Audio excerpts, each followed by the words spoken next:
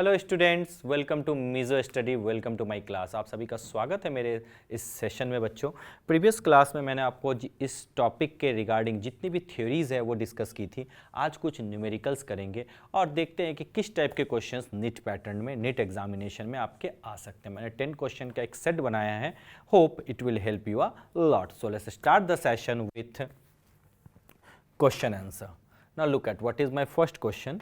थोड़ा सा मैं 2SO2 प्लस हाफ O2, ये आपका इक्विलिब्रियम का साइन है। It gives you SO3 and 2SO3 gives you 2SO2 plus O2।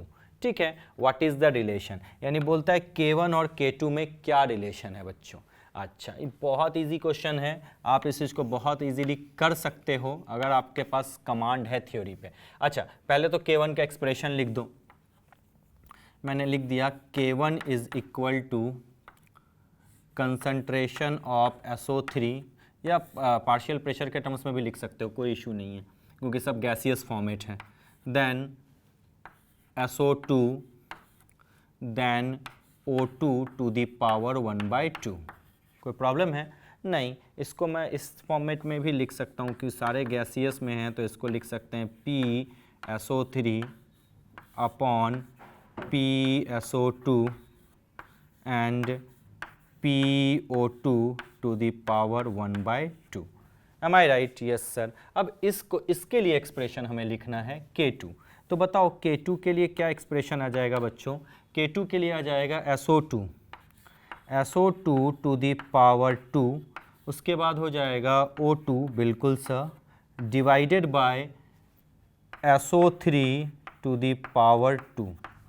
क्या हो जाएगा क्या, या इसी को हम लोग प्रेशर के टर्म्स में कैसे लिख सकते हैं, PSO2 to the power 2 then PO2 okay upon PSO3 to the power 2। Visible है? Is it visible? ठीक है, एक बार और देख लूं। SO2 yes O2। अब कहता है कि रिलेशन बताओ K1 और K2 में, यानी K2 के टर्म्स में रिलेशन बताना है आपको। अच्छा, तो क्या मैं इसको ऐसा कर दूं, K2 को मैंने क्या कर दिया, स्क्वायर रूट लगा दूं दोनों साइड। अगर मैंने स्क्वायर रूट लगाया दोनों साइड तो मैंने क्या देखा, देखो पहले तो मैं एक बार इसको रेसिप्रोकल कर दूं। मैं लिख दिया 1/K2। 1/K2 अगर कर दूं यानी पलट गया तो क्या हो जाएगा, SO3 पे power 2 divided by SO2 to the power 2 into O2। ठीक है, अब मैंने इस पे रूट लगा दिया, स्क्वायर रूट लगा दिया दोनों तरफ। स्क्वायर रूट मतलब क्या, 1/K2 टू द पावर 1/2। ठीक है, इन सब पे आ जाएगा तो कैसे क्या लिखोगे, SO3 power 2 into 1/2, square root तो यही होता है ना, बिल्कुल, upon SO2 to the power 2 into 1/2 into O2। बहुत अच्छी बात है, बिल्कुल। ये 2 कैंसिल, ये 2 कैंसिल, तो मैं क्या लिखता हूँ, 1/√K2 लिख सकता हूँ क्या, बिल्कुल, is equal to SO3 upon SO2 into O2। ठीक है, अब ये किसके इक्वल है, अच्छा O2 है, O2 पे भी तो 1/2 आएगा, बिल्कुल यस आएगा, यानी यहाँ पर भी तो 1/2 है, बिल्कुल। अब ये किसका एक्सप्रेशन है, देखो तो बच्चों कंपेयर करो, ये K1 का एक्सप्रेशन है, तो इस जो पूरा आपका टर्म दिख रहा है इसके जगह पे हम लोग क्या लिख सकते हैं, K1। So we can write 1/√K2 is equal to K1। ठीक है, बहुत अच्छी बात है, यानी जो रिलेशन है K1 is equal to 1/√K2 कहाँ है, yes 1/√K2। So for question number 1 B is the correct option. Is it clear? बहुत अच्छा, मैं रब कर दूं, बिल्कुल सर, अब हो गया, अब कोई प्रॉब्लम नहीं है।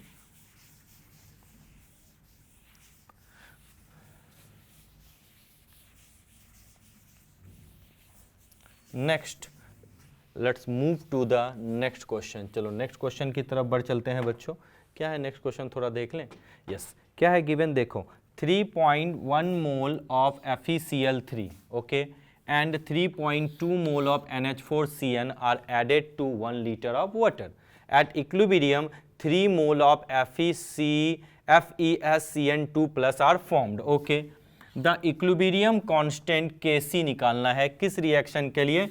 ये वाले रिएक्शन के लिए। क्या कोई प्रॉब्लम है? नहीं। क्या होगा आंसर? तो चलो बता सकते हो। बिल्कुल सर, ये आसान है, इसमें कोई प्रॉब्लम नहीं। मैं यहीं से सॉल्यूशन स्टार्ट करता हूँ आपका।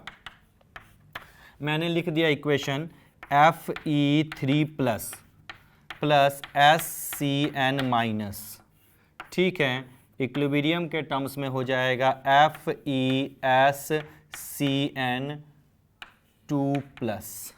ठीक है, अब ये Fe3 प्लस आया कहाँ से बच्चों?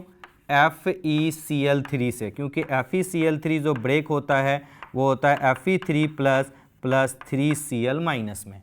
क्या कोई प्रॉब्लम है? इसके इक्विलिब्रियम में कितने मोल हैं? अच्छा, इसके शुरुआत में 3.1 मोल थे। अच्छा, SCN कहाँ से आया बच्चों? SCN आया आपका क्या?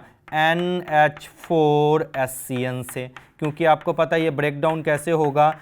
NH4 plus SCN minus. क्या कोई प्रॉब्लम है? नहीं। ये दोनों ने मिलके क्या दे दिया? FeSCN2 plus. तो चलो अब क्वेश्चंस के अकॉर्डिंग आ जाते हैं। बिल्कुल, शुरुआत में कितने मोल थे बिगिनिंग में? चलो 3.1 मोल, और इसके कितने मोल थे जल्दी बता दो? 3.2 मोल। 0 एडेड टू 1 लीटर, यानी कंसंट्रेशन लिख लिया। बहुत अच्छी बात है। T is equal to T equilibrium में क्या लिखोगे? 3.1 माइनस एक्स, इधर क्या लिखोगे? 3.2 माइनस एक्स, एंड यहाँ क्या लिखोगे? x। M I right? अब कहता है कि इक्विलिब्रियम जो है, एट इक्विलिब्रियम कितने मोल FeSCN के बने? 3 मोल, यानी x की वैल्यू क्वेश्चन में कह दिया है 3 मोल। क्या कोई प्रॉब्लम है? नहीं। तो 1 माइनस एक्स, ये 3.1 माइनस एक्स की वैल्यू क्या होगी? 3.1 माइनस 3, और यहाँ पे क्या लिखोगे? 3.2 माइनस 3, और x के जगह तो आपको पता है 3, यही तो होगा। बिल्कुल, यानी इसके कितने आ गए? 0.1। बहुत अच्छी बात है। इसके आ गए 0.2, और इसके आ गए 3। तो अब अगर आपसे कोई पूछे कि बच्चा बताओ Kc का एक्सप्रेशन, तो Kc का एक्सप्रेशन क्या होगा? FeSCN2 प्लस, है ना? बिल्कुल सर, अपॉन क्या लिखूंगा? Fe3 plus and then SCN minus. कोई प्रॉब्लम नहीं। अच्छा, FeSCN2 प्लस के जगह क्या लिखोगे? 3 divided by 0.1 into 0.2। Am I right? Yes sir. अब ये पॉइंट ऊपर चल के 10, ये पॉइंट भी ऊपर चल के 10, ठीक है। ये कैंसिल किस टाइम में हो जाएगा? 50 टाइम्स, तो आंसर हो जाएगा 150, यानी जो Kc की वैल्यू है ये हो जाएगी 150। देख लो अच्छे तरीके से। The value of Kc is equal to 150 for question number 2। D is the correct option. ठीक है बच्चों? यस सर, बहुत अच्छी बात है। सॉल्यूशन आपने देख लिया? यस बिल्कुल, ये देखो आपके पास सॉल्यूशन है। आई होप इसमें कोई प्रॉब्लम नहीं होने वाली है। ठीक है, मैं इसको एक बार रब कर देता हूँ और आगे क्वेश्चन की तरफ बढ़ चलते हैं।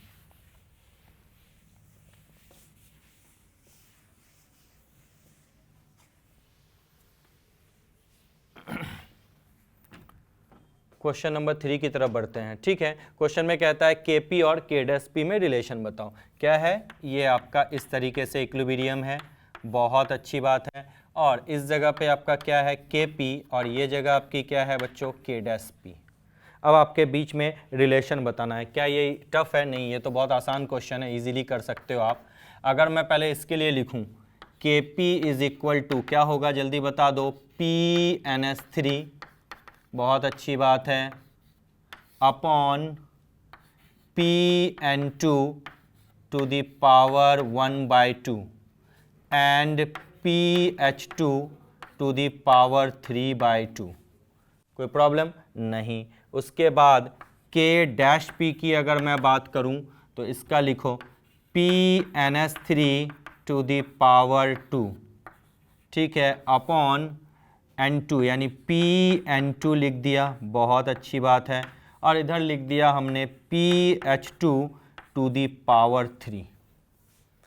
देखो कोई प्रॉब्लम है नहीं। अब मुझे Kp और K' में रिलेशन बताना है। अच्छा, मैं अगर इसका स्क्वायर रूट कर दूं दोनों तरफ, देखो तो क्या होता है। अगर मैं स्क्वायर रूट करता हूं तो K' का जो रूट होगा that will be equal to, यहाँ भी रूट, यानी Pns3 पे 2 इंटू 1/2, बिल्कुल सर, अपॉन Pn2 पे क्या हो जाएगा बच्चों 1/2 एंड PH2 पे क्या हो जाएगा 3/2। कोई प्रॉब्लम नहीं, ये और ये कैंसिल हो गया। तो आपका क्या आ गया देखो तो एक बार अच्छे तरीके से। ये पूरा आपको किसके इक्वल दिख रहा है, जल्दी बता दो। ये पूरा आपको Kp के इक्वल दिख रहा है, बिल्कुल सर दिख रहा है। यानी हमने क्या कहा, यानी जो कंक्लूजन निकला, K' का जो रूट होगा that is will be equal to Kp। यही रिलेशन आपका फाइनली आया, देखो तो अच्छे तरीके से। यस सर, तो हम क्या देखते हैं, Kp is equal to K', यानी B is the correct option. I hope so आपने नोट डाउन कर लिया होगा, तो मैं इसको रब करता हूं बच्चों।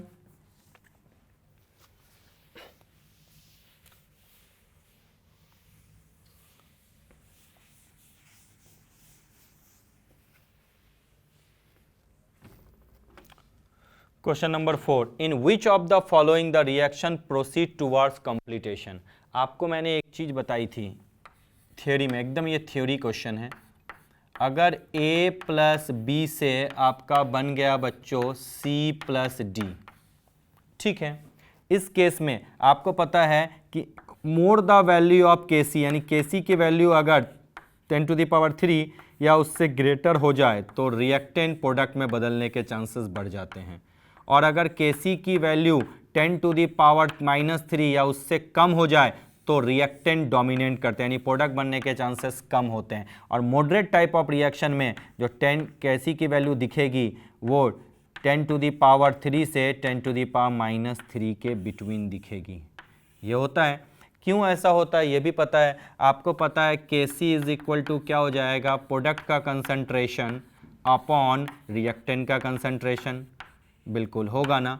अगर डिनोमिनेटर आपका कम हो तो न्यूमरेटर ज़्यादा, अगर डिनोमिनेटर कम हो और न्यूमरेटर ज़्यादा हो तो Kc की वैल्यू क्या होगी, ज़्यादा।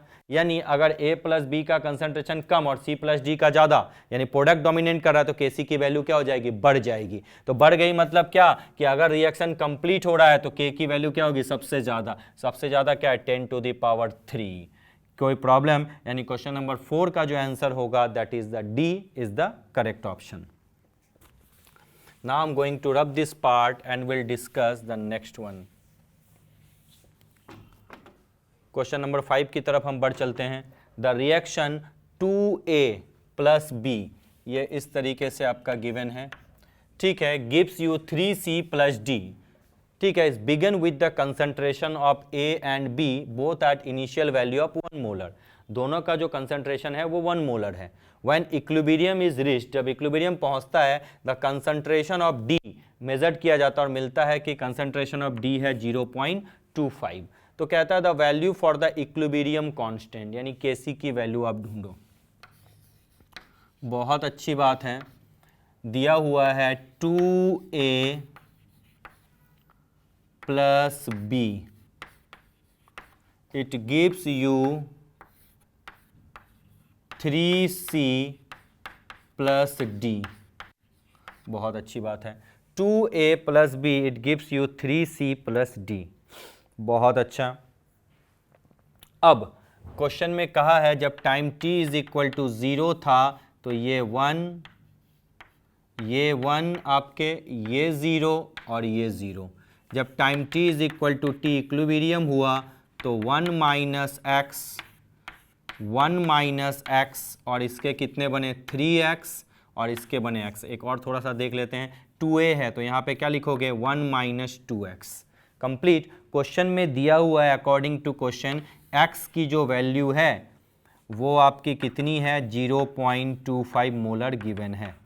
बहुत अच्छा, तो इक्विलिब्रियम पे a का क्या होगा 1 minus 2x is equal to आपका क्या बचेगा 1 माइनस 2 इंटू 0.25, यानी क्या हो जाएगा 1 माइनस 0.50, यानी क्या हो जाएगा 0.50।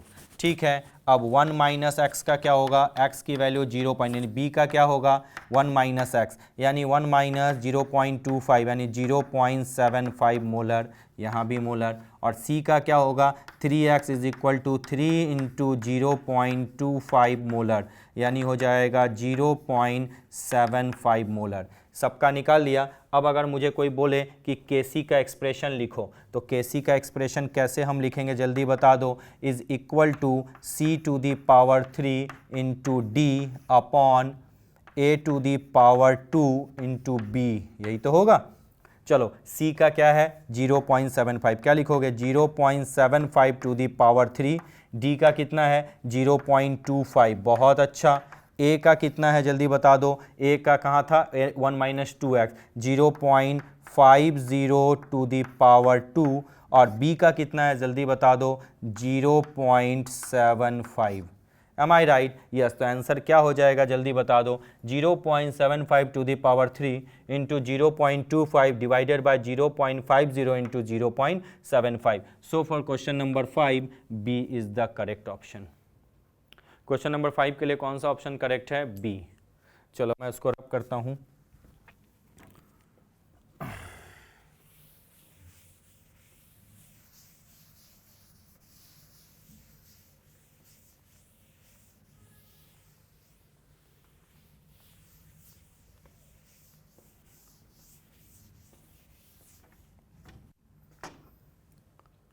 Question number 6. The equilibrium constant Kp for the homogeneous gaseous reaction is 10 to the power minus 3. The standard Gibbs free energy change for the reaction. Gibbs free energy बोला है और equilibrium constant की value दी हुई है, यानी Kp की value आपकी given है बच्चों 10 to the power minus 3। ठीक है, अब आपके पास है गिब्स फ्री एनर्जी, आपको ढूंढना है। हमें पता है इज इक्वल टू क्या होता है -2.303 RT log Kc या Kp, यही तो वैल्यू होती है। अच्छा, ऑप्शन सारे किलो कैलोरी में है, तो R की वैल्यू भी क्या लोगे किलो कैलोरी में। Delta G nought is equal to -2.303 into 2 into 10 to the power minus 3, और टेम्परेचर कितना है 27 मतलब 300 केल्विन, और लॉग Kp, के मतलब 10 टू दी पावर माइनस 3। बहुत अच्छा। Delta G nought is equal to -2.303 into 2 into 10 to the power minus 3 into 300 into -3 log 10 लिख सकते हैं ना। log 10 की वैल्यू बच्चों क्या होती है 1 होती है। तो delta G nought is equal to minus minus क्या हो जाएगा प्लस 2.303, ठीक है, इंटू 2, ठीक है, इंटू 300, और डिवाइडेड बाय ये जो 10 टू द पावर 3 नीचे आ जाएगा, नीचे आ जाएगा तो 1000 हो गया क्या, बिल्कुल हो सकता है सर। ये और ये कैंसिल हो जाएगा, तो डेल्टा जी नॉट की वैल्यू एग्जैक्टली क्या आ जाएगी जल्दी बता। अच्छा, और कुछ छूटा तो नहीं, हाँ ये 3 भी तो छूटा है, बिल्कुल लिख लो, बहुत अच्छी बात है। अब क्या हो सकता है जल्दी बता दो, 26 है ना, तो 4.606 इंटू 9 डिवाइडेड बाय 10, ये भी 0 आ जाए, 1 2, या इसको रहने दो ना, इसको रहने दो 4.606 कर दो, तो 4.606 को 9 से मल्टीप्लाई कर दो, 54, यहाँ आ जाएगा 4, 9 6 36 एंड 5 कितना हो जाएगा 41, यानी आंसर आ जाएगा 41.454 डिवाइडेड बाय 10, यानी 4.1454 किलो कैलोरी। है क्या कहीं आंसर, देखो तो, यस 4.154, अच्छा 154 पास में ही दे दिया, चलो बहुत अच्छी बात है। तो ऑलमोस्ट राउंडिंग फिगर होके क्या आ गया, D is the correct option, बहुत अच्छी बात है। चलो मैं अब इसको रब करता हूँ बच्चों और बढ़ चलते हैं नेक्स्ट क्वेश्चन की तरफ। क्या है नेक्स्ट क्वेश्चन, इस चीज़ को थोड़ा समझ लो। What is the next question, listen carefully. अच्छा ठीक है, मैं लगातार क्वेश्चन कर रहा हूँ, आपसे कोई बात नहीं कर रहा हूँ, क्योंकि पढ़ाई के समय ज़्यादा बातें नहीं होनी चाहिए, क्योंकि समय हमारा वेस्टेज होता है। हाँ कभी कभी मैं बात कर लेता हूँ, बट अभी बिल्कुल ध्यान से फोकस करो। क्वेश्चन नंबर 7 में क्या है, the vapour density off fully dissociated NH4Cl। आपको पता है डिसोसिएटेड पूछा है बच्चों, डिसोसिएटेड मतलब क्या, NH4Cl ब्रेक डाउन किस में होगा बच्चों डिसोसिएशन के बाद, NH4 प्लस Cl माइनस, या इसको कभी कभी ऐसे भी लिखा जाता है NH3 प्लस HCl, ठीक है, क्योंकि बनता इसी से है एक्चुअली NH4Cl। कोई प्रॉब्लम वाली बात है, यानी एक जो है 2 आयन में बदल गया, NH4 1 पीस था, अब ये 2 पीस में बदल गए, तो जो वेपर डेंसिटी है वो क्या हो जाएगी, जस्ट हाफ हो जाएगी प्योर NH4Cl का, रिलेशन बताया था ना, यस। तो क्या लिखोगे, the vapour density just half of the vapour density of pure NH4Cl। Degree of dissociation का टर्म्स भी बताया था, अल्फा इज इक्वल टू क्या बताया था, D minus D upon n-1 into D. कोई दिक्कत नहीं। Question number 7, what is the correct option, that is C is the correct option. बहुत अच्छी बात है। अब आ जाओ क्वेश्चन नंबर 8 की तरफ। अब कहता है बताओ इनमें से कौन सा इक्वेशन सही है। ये मैंने आपको याद करो बताया था, पूरी डेरिवेशन आपको मैंने बताई थी कि किस तरीके से इसको ड्राइव करते हैं, याद है? बिल्कुल। क्या हम लोग लिख सकते हैं डायरेक्ट कि सर, एक तो ये केमिकल काइनेटिक्स में भी पढ़ोगे, K is equal to A EA upon RT, इसके फॉर्मेट में हम लोग लिखते हैं, याद रखना। EA तो इसको यहाँ पे डेल्टा H के फॉर्मेट में लिखा है, तो इसको हम लोग लिख देना K is equal to A E to the power minus delta H upon RT, ठीक है। अगर मैं K1 लिखूँ, K1 इज इक्वल टू लिखूँ A E to the power minus delta H upon RT1, और K2 लिख दूँ तो A to the power minus e delta H upon RT2। क्या कोई प्रॉब्लम वाली बात है? नहीं। अब मैं हर तरफ लॉग ले लूँ तो मेरा क्या आ जाएगा, लॉग ले लिया यहाँ पे इस जगह पे, तो क्या आ जाएगा लॉग K1, पहले ln ले लो, ln K1 is equal to ln A minus delta H upon RT1, और यहाँ पे क्या लिखोगे ln K2 is equal to ln A minus delta H upon RT2। क्या ऐसा कर सकते हैं क्या? बिल्कुल। अब इन दोनों को सब्ट्रैक्ट कर दो, यहीं पे कर दूं मैं, चलो इस जगह पे ही कर देता हूँ, ठीक है। सब्ट्रैक्ट कर दिया, ln K2 minus ln K1, क्या हो जाएगा, ये और ये कैंसिल।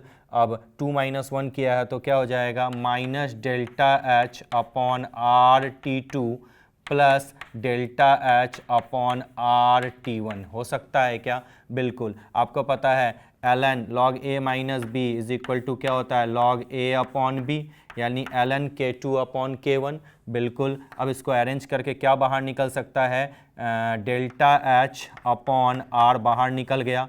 बिल्कुल। इसको अब ऐसे लिख सकते हैं 1 upon T1 minus 1 upon T2। क्या ये एक्सप्रेशन आपको समझ में आ गया?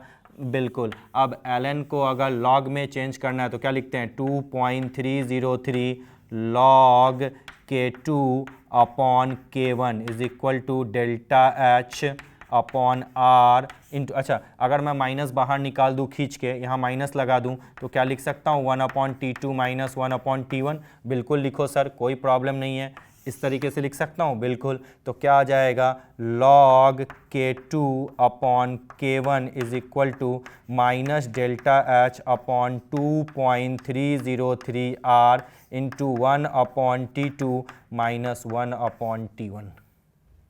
देखो एक बार समझ लो, पूरा डेरिवेशन करवाया भी था।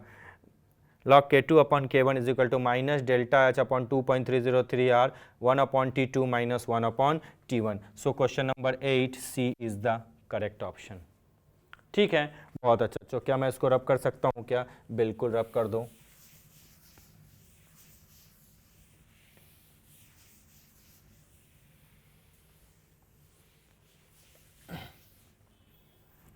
Now let's move to the question number C, इसका करेक्ट ऑप्शन है। चलो एक बार और देख लूँ, हाँ बिल्कुल। चलो 9 क्वेश्चन में कहता है in the preparation of CaO from CaCO3 using the equilibrium. अच्छा, ये इक्विलिब्रियम है फॉर कंप्लीट डिकम्पोजिशन। अच्छा, अगर कंप्लीट डिकम्पोजिशन पूछा है तो एक चीज़ तो समझ में आ गया, फॉर कंप्लीट डिकम्पोजिशन। अगर डिकम्पोजिशन आपका कंप्लीट है तो आपको एक चीज़ तो समझ में आ गई कि जो Kp की वैल्यू है वो क्या हो जाएगी 1। बहुत अच्छा, यानी log अगर Kp लिखूं तो ये हो जाएगा log 1। log 1 क्या होता है 0। बहुत अच्छी बात है, ये आ चुका। अब देखो Kp को एक्सप्रेस कैसे किया है, log Kp is equal to 7.282 minus 8500 upon T. ठीक है, for the complete decomposition of CaCO3 the temperature, बोलता है ये टी की वैल्यू बताओ क्या होगा। यहाँ तक कोई प्रॉब्लम है नहीं। अब मैं इसको क्या लिखूँगा, Kp की वैल्यू पुट कर दिया, log Kp की वैल्यू क्या आ गई 0 is equal to 7.282 minus 8500 upon T. अब मैं लिख सकता हूँ 8500 upon T is equal to 7.282। तो t इज इक्वल टू क्या हो जाएगा 8500 अपॉन 7.282। क्या कोई प्रॉब्लम वाली बात है? ये जो आंसर आएगा केल्विन में आएगा, अराउंड 1162 या 1167 आ जाएगा। ठीक है, इसको आप क्या करो 273 से माइनस कर दो क्योंकि आंसर सेल्सियस में है। तो आंसर क्या हो जाएगा 12, 9, 17, 16, ये हो जाएगा 8 एंड 10, 8 9 हो गया ना, तो ये 7 आया था। ठीक है, 8 9 4 9 7 7, ये 9 हो जाएगा 894। तो ये जो कैलकुलेट होके आ जाएगा 1167 केल्विन आ जाएगा। कोई प्रॉब्लम? केल्विन को सबको पता है डिग्री सेल्सियस में चेंज करेंगे तो कैसे लिखेंगे 1167 माइनस 273, तो क्या आ जाएगा आपका 894 डिग्री सेल्सियस। क्या कोई प्रॉब्लम है? नहीं। यानी आंसर क्या हो जाएगा क्वेश्चन नंबर 9 का B is the correct option my friend. बहुत अच्छी बात है। तो मैं उसको रब कर दूं? बिल्कुल सर, अब समझ में आ चुका? बिल्कुल। चलो मैं उसको रब करता हूं और लास्ट क्वेश्चन की तरफ बढ़ चलते हैं। क्या है लास्ट क्वेश्चन, थोड़ा देख लें बच्चों। Last question, xy2 dissociate at xy2 gives you xy plus y. Initial pressure of xy2 is 600 mm Hg. The total pressure at equilibrium is 800 mm. Assuming volume of the system remaining constant, the value of Kp. अच्छा, बहुत अच्छी बात है। Simple तरीके से हम आगे बढ़ चलते हैं। xy2 gives you xy plus y।